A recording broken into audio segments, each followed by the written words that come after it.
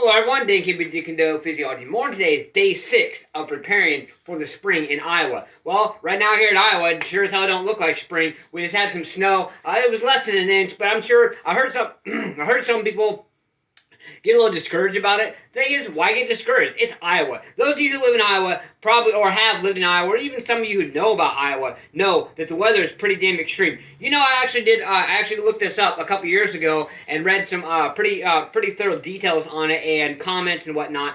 And the number one reason that people do not want to live in Iowa is because of the weather. There are some wonderful things in Iowa. Weather, I think second was the scenery, you know, because it's basically just foothills and freaking, grass and corn and shit like that and trees and whatnot. But the number one reason was the weather changed. So any of you who have moved to Iowa, or any of you who actually live here, know, guess what? Iowa has the moody, probably the most, one, if not the most moody weather of anywhere I've ever known. I've lived in Iowa my whole life. I've lived, moved around different parts of Iowa, but I've lived in Iowa my whole life. I want to get the hell out of here. I mean, I love the hot, humid summers. There's a lot of good things about Iowa, but honestly, I'm tired of the damn weather myself. But the thing is, we must still embrace the fact that spring is coming. Iowa is just a tease. A lot of times, it'll get warm out for a little bit, then it'll tease us with that, and then guess what? Dump a little bit of snow on us. Get a little bit damn cold. And guess what? Now it's going to start warming up again. Here in a couple days, it's literally going to be about 50-some degrees, and then in a couple days, it's going to be about 60 plus.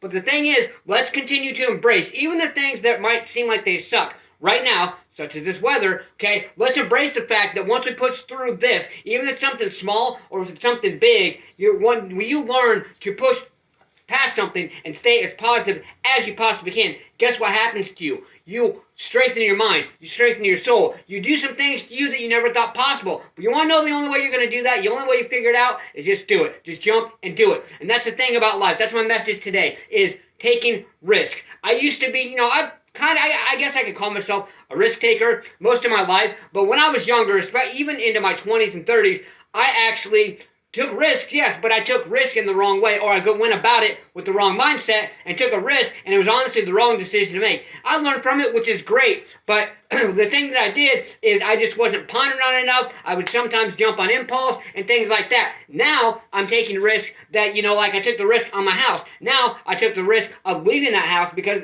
it was a damn money pit, and now things are starting to look up for me. Things are seeming much better. So those of you who I've talked to, it may not seem like that's the case, just like in your life. It may not seem like to other people on the outside looking in. It may not seem to them that your life is getting better, but guess what? All that matters is what you think about it, and that you know that you are bettering yourself each and every day. So let's do these things. Guys, stay motivated, believe in yourself, believe you can do it, and believe that you deserve it. Let's get out there. Let's go smash punch, kick that like button. Just don't break it. Let's get out there and do something. Do more than what you did yesterday. Pick your ass up today. Let's go. Push yourself. Let's go.